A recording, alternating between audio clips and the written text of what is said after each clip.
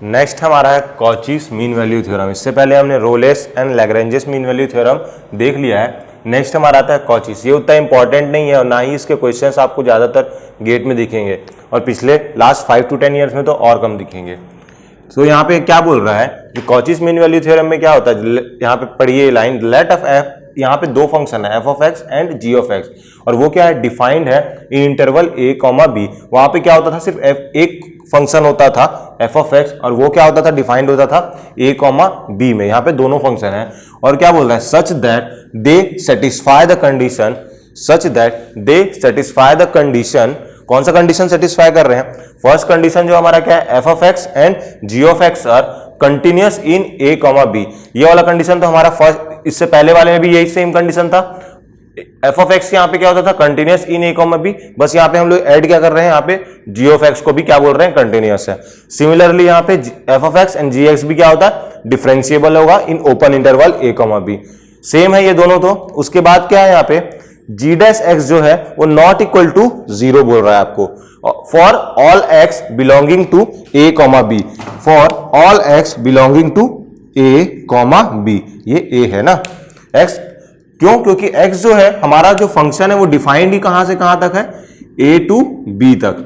तो इसके बीच की बात करेंगे हम लोग। तो ये जी डैश एक्स आपका 0 कभी नहीं होना चाहिए ए टू बी के लिए। देन तो यहां पे हमारे पास जो कंडीशन आती है, जो हमारे पास जिसको यूज हम लोग करते हैं, जहां पहले वाले में क्या आ रहा था, F dash C is equal to second, F dash C is equal to 0 आ रहा था रोलेस थ्योरम में, और जो सेकंड था लैग्रेंजेस थ्योरम में, वहां पे क्या आ रहा था, F dash C is equal to क्या आ रहा था, वो स्लोप आ रहा था, क्या आ रहा था, f of b minus f of a upon b minus a आ रहा था आपका, कहां पे, लैग्रेंजेस थ्योरम में। तो उसी को क्या करना है आपको, यहां पे ये क्या आ रहा था, एफ डैश सी आ रहा था।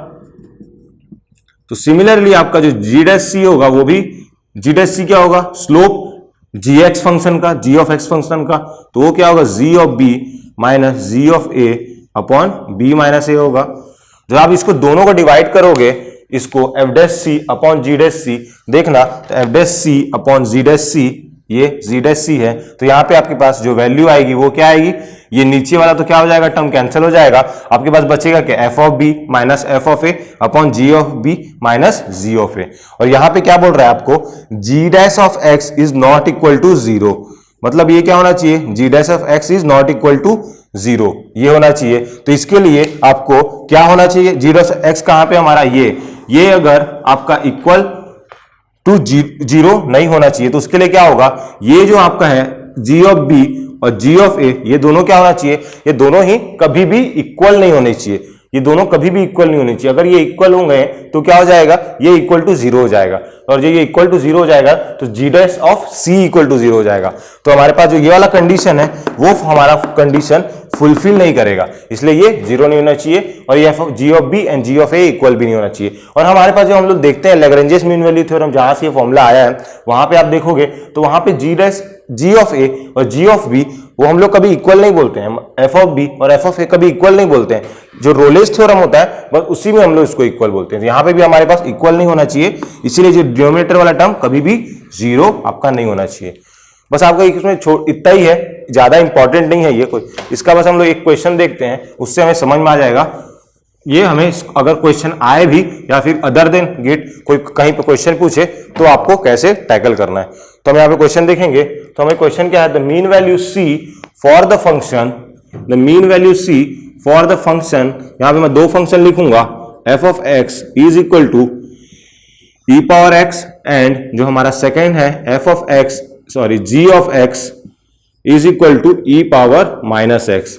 यहाँ पे दो हमारा फंक्शन हो गया, एफ ऑफ एक्स और जी ऑफ एक्स, और हमारा जो इंटरवल दिया हुआ है, मैं एक इंटरवल ले लेता हूं, कौन सा, -1 to 0, ये मेरा इंटरवल हो गया। और हमें क्या निकालना है, mean value C for the function F of X और जी ऑफ एक्स। तो यही है एफ ऑफ एक्स, और ए कॉमा बी क्या है हमारे पास, -1 to 0। तो आप जब ये इसका ग्राफ बनाएंगे तो क्या आएगा, ई पावर एक्स का ग्राफ कैसे बनेगा, एक्स जब 0 होगा तो क्या हो जाएगा 1, और जब एक्स इंफिनिटी होगा तो, जब x इंफिनिटी होगा तो ये भी इंफिनिटी, ई पावर एक्स का ग्राफ ऐसे बनेगा। और ई पावर माइनस एक्स का ग्राफ कैसे बनता है, ये ग्राफ ऐसे बनेगा, ऐसे बनेगा। लेकिन हमें कहां से कहां तक चेक करना है, बस -1 to 0। यही बस हमारा क्या है, हमारा जो फंक्शन जो हम लोग को गिवन है वो -1 to 0 है, मतलब ये हो गया -1 और ये हो गया 0। बस हमारे में यही बस ये वाला और ये वाला ही हमें चेक करना है। लेकिन ये फंक्शन क्या होगा, ये फंक्शन यहां से यहां तक कंटिन्यूअस भी है और ये यहां से यहां तक डिफरेंशिएबल भी है। आप चेक करोगे तो आपको दिख जाएगा। एक और चीज जो मुझे डिफरेंशिएबिलिटी में बतानी है आपको, कि जो फंक्शन की जो ग्राफ से आप अगर आप कभी भी देखना चाहोगे तो जब भी फंक्शन आपका स्मूथ होगा, स्मूथ मीन्स ये आपका कहीं पे भी शार्प कहीं पे चेंजेस आपको नहीं दिखेंगे, तो वो फंक्शन हमेशा डिफरेंशिएबल होगा। ये क्या ग्राफ अगर मैं ऐसा बनाते जाऊंगा तो ये क्या हमेशा स्मूथ ग्राफ है, तो ये ऑलवेज क्या होगा, ये ग्राफ डिफरेंशिएबल होगा ऑल पॉइंट्स पे जहां पे भी ये स्मूथ है। और हमारे पास डिफरेंशिएबल कहां पे नहीं होता है, जिस पॉइंट पे भी शार्प चेंजेस आता है। यहां पे आप टेंजेंट बनाओगे किसी भी पॉइंट पे तो वो क्या होगा, टेंजेंट, वो टेंजेंट हमेशा क्या होगा, यूनिक बनेगा। हर पॉइंट पे क्या अलग टेंजेंट बनेगा। लेकिन आप जब शार्प एजेस लोगे, अगर आप फंक्शन ऐसा बनाओगे, चलो मान लेते हैं ये मॉड एक्स है, मॉड एक्स का फंक्शन ऐसा ही बनेगा मॉड ऑफ एक्स का। तो जब भी ऐसा कोई फंक्शन बने शार्प वाला, यहां पे एक और बनाता हूं, ये मॉड एक्स का है, तो ये क्या हो रहा है, यहां पे शार्प चेंज आ रहा है, ऐसा स्मूथ नहीं आ रहा। ये क्या स्मूथ है क्या, यहां से शार्प चेंज है। तो जब यहां पे टेंजेंट बनाएंगे तो क्या हो जाएगा, यहां पे ये भी एक टेंजेंट होगा, ये भी एक टेंजेंट होगा, ये भी एक टेंजेंट होगा। तो हमारे पास एक यूनिक टेंजेंट नहीं बनता है, इसमें कोई भी एक यूनिक टेंजेंट हमारे पास नहीं मिलता है। इसीलिए हम लोग इसको क्या बोलते हैं, ये स्मूथ नहीं है, इसीलिए यहां पे यूनिक टेंजेंट नहीं बन रहा है। इसीलिए इस पॉइंट के लिए ये फंक्शन डिफरेंशिएबल नहीं होगा। क्यों, क्योंकि यहां पे शार्प चेंज है और यहां पे यूनिक टेंजेंट हमारे को नहीं मिल रहा है, इसीलिए यहां पे डिफरेंशिएबल नहीं होगा। और आप बाकी पॉइंट पे कहीं पे भी कंसीडर करोगे, यहां पे हो गया, यहां पे हो गया, यहां पे हो गया, यहां पे हो गया, ये बाकी हर पॉइंट पे ये डिफरेंशिएबल है। क्यों डिफरेंशिएबल है यहां, क्योंकि ये स्मूथ है, यहां पे कोई चेंजेस नहीं है, शार्प चेंजेस। और यहां पे आप टेंजेंट बनाओगे तो एक ही यही लाइन आ जाएगी इस पॉइंट पे, टेंजेंट जो आएगी यही लाइन आ जाएगी इस पॉइंट पे। अगर आप इस लाइन का टेंजेंट निकालोगे इस पॉइंट पे तो वो क्या होगा, टेंजेंट यही होता है, यही थीटा एंगल, टेन थीटा ही टेंजेंट होता है। उसी को हम लोग डीवाई बाई डी एक्स ही निकालते हैं एट पॉइंट पी। अगर ये पॉइंट पी मान लेता हूं तो मैं, यही होगा टेंजेंट। तो ये क्या हो जाएगा हमारा, यहां पे इस पॉइंट पे डिफरेंशिएबल होगा। क्यों, क्योंकि हमें यूनिक टेंजेंट मिल रहा है, लेकिन इस पॉइंट पे यूनिक टेंजेंट नहीं मिल रहा है। ओके, सो अब हम ये वाला क्वेश्चन पे आते हैं। यहां पे क्वेश्चन क्या दिया होता है, e power x and e power minus x. जब ई पावर एक्स और ई पावर माइनस एक्स दिया है, मतलब फंक्शन क्या है, कंटिन्यूअस भी है एंड डिफरेंशिएबल है थ्रू आउट ऑल पॉइंट्स। सो हमारे पास आ जाएगा यहां से एफ ऑफ एक्स और ये आ गया, तो हम क्या करेंगे, एफ डैश एक्स निकालेंगे, वो इक्वल क्या होगा, ई पावर एक्स का आप डिफरेंशिएशन करोगे तो आपको ई पावर एक्स ही मिलेगा, और एक्स का डिफरेंशिएशन आप करोगे तो वो क्या मिलेगा, एक्स का डिफरेंशिएशन चेन रूल से क्या हो जाएगा, 1 ही आ जाएगा। सो ये तो ये आ गया, एंड आपका जी डैश एक्स क्या आ जाएगा उसी पॉइंट पे, जी डैश एक्स क्या आ जाएगा, ई पावर माइनस एक्स, डिफरेंशिएशन तो सेम ही आएगा ई पावर माइनस एक्स। और फिर जब माइनस एक्स का डिफरेंशिएशन करोगे फिर से चेन रूल के हिसाब से, तो ये कितना हो जाएगा, -1।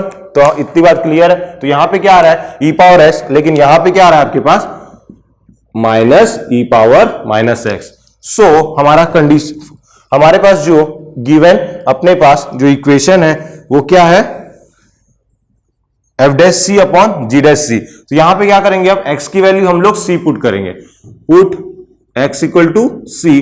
तो यहां पे क्या हो जाएगा, X equal to C put करेंगे तो हमारे पास जो एफ डैश सी आएगा वो क्या आ जाएगा, ई टू द पावर सी, और अपॉन जी डैश सी क्या आ जाएगा हमारे पास, वो आ जाएगा, यहां पे माइनस है, माइनस, और यहां पे भी माइनस है, माइनस ऑफ ई पावर सी।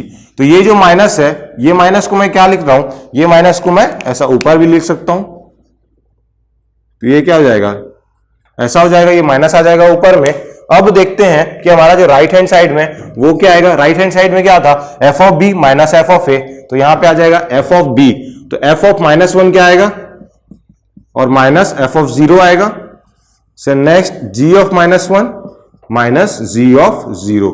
तो मैं यहां पे जब ये इसकी वैल्यू निकालूंगा तो बताइए क्या आएगा, एफ ऑफ -1 बताइए क्या आएगा, F of -1 is equal to E power -1, क्योंकि क्या कर रहे हैं हम लोग को x की जगह पे -1 पुट करना है। सेकंड क्या होगा हमारे पास, f of 0 is equal to e power 0 that is 1 और g of -1 is equal to, ये क्या है, e to the power minus, और एक बार यहां पे भी माइनस है तो ये माइनस माइनस प्लस हो जाएगा तो हमारे पास e आ जाएगा, और g ऑफ 0 इक्वल टू क्या आ जाएगा, वो वापस से आपके पास 1 आ जाएगा। क्यों, क्योंकि e टू द पावर 0 हमेशा 1 होता है। तब हमारे पास ये वैल्यू आ गई तो हम क्या करेंगे, ये वैल्यू यहां पुटअप करेंगे, तो ये वैल्यू जब आप यहां पुटअप करोगे तो यहां पे क्या आ जाएगा, e to the power -1 f of -1 में माइनस f ऑफ 0 क्या है हमारे पास 1, नेक्स्ट क्या है हमारे पास g ऑफ -1 क्या है हमारे पास e, और नेक्स्ट क्या है हमारे पास -1। तो हमारे पास ये कंडीशन आ गई। अब यहां से हम लोग जब चेक करेंगे तब क्या होगा, ये आपका minus e power c and ये e पावर -c, तो ये क्या हो जाएगा, डिनोमिनेटर में क्या होता है x to the power a upon x to the power b, क्या होगा x of a minus b हो जाता है आपका। पावर क्या होता है, जब डिवाइड में रहते हैं ऐसे तो जो पावर्स होते हैं वापस में डिफरेंस सब्ट्रैक्ट हो जाते हैं जब भी ये डिवाइड में होगा, x और x टू द पावर, मतलब ये अगर सेम होगा तो आपका जो पावर्स होंगे वो क्या हो जाएंगे, सब्ट्रैक्ट हो जाएंगे। तो x of a comma b हो रहा है तो यहां पे क्या हो जाएगा e c, और ये minus of -c that is 2c। तो अब देखेंगे यहां पे एक माइनस है, अगर मैं इसको, ये क्या हो जाएगा, e to the power -1 is equal to 1 by e, तो मैं इसका जब एलसीएम लूंगा तो क्या आ जाएगा 1 माइनस ई अपॉन ई, और यहां पे आ जाएगा e -1, ये ऐसा आ जाएगा equal to minus e to the power 2c। इतना क्लियर है। अब क्या करेंगे हम लोग इसमें, और आगे फर्दर हम लोग सॉल्व करेंगे तो हमें क्या मिलेगा, इसमें मिलेगा हम लोग को, इसमें अगर हम लोग आगे सॉल्व करेंगे, इसमें देखिए 1 माइनस ई में मैं से अगर माइनस कॉमन ले लूंगा तो क्या आएगा मेरे पास, e to the power 2c, ये माइनस, उसमें से मैं माइनस कॉमन ले रहा हूं, e -1 हो गया, माइनस बाहर आ गया, e इंटू ई -1, तो ये और ये कैंसिल हो गया, और ये माइनस और ये वाला माइनस भी कैंसिल हो गया, तो बचा क्या हमारे पास, e to the power 2c is equals to 1 by e, और 1 बाई ई को क्या लिखेंगे हम लोग, -1 लिखेंगे, 1 बाई ई को क्या लिखेंगे हम लोग, -1 लिखेंगे। तो हमारे पास ये कंडीशन आया, और हम लोग इस कंडीशन से बोल सकते हैं जो c की वैल्यू होगी वो क्या होगी, 2c इज इक्वल्स टू -1, क्योंकि ये इक्वल है तो इसका पावर भी इक्वल होगा, क्योंकि यहाँ पे इक्वल टू साइन है, तो ये यहां से आ जाएगा c इज इक्वल्स टू -1/2, तो c इक्वल टू हमारे पास आंसर आ गया -1/2, जो मीन वैल्यू c है इसके लिए -1/2। तो ये यहाँ पे क्या है, आपको c निकालने बोला था, मीन वैल्यू c, तो यहाँ पे आप देखोगे कि दो फंक्शन गिवन है, तो आपको ऑटोमेटिकली क्या है, आपको स्ट्राइक करना पड़ेगा कि ये यहाँ पे कॉचीज मीन वैल्यू थ्योरम दिया होगा का क्वेश्चन है। क्यों, क्योंकि यहाँ पे दो फंक्शंस गिवन है, आपको ऐसा बोलेगा नहीं हर बार, यहाँ पे आपको खुद पता लगाना पड़ेगा, क्योंकि यहाँ पे दो गिवन फंक्शन है, इसलिए ये कॉचिंग से सॉल्व होगा, और ये उसका सॉल्यूशन। ओके।